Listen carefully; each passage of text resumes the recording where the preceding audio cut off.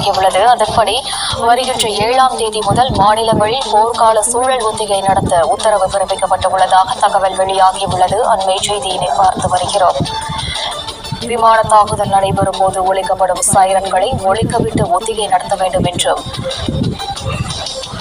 மாநில அரசுகளுக்கு மத்திய உள்துறை அமைச்சகம் விரிவான உத்தரவு ஒன்றை அனுப்பியுள்ளதாக தகவல் வெளியாகியுள்ளது. அதன்படி வருகின்ற 7ஆம் தேதி முதல் மாநிலங்களில் போர்க்கால சூழல் ஒத்திகை நடத்த உத்தரவு பிறப்பிக்கப்பட்டுள்ளதாக தகவல் வெளியாகியுள்ளது.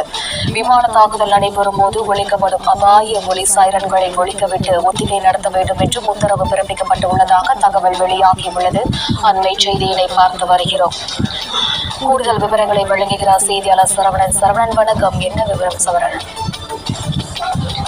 பகல்காம் பயங்கரவாத தாக்குதலுக்கு பிறகு இந்தியா பல்வேறு நடவடிக்கைகளை எடுத்து வருகிறது.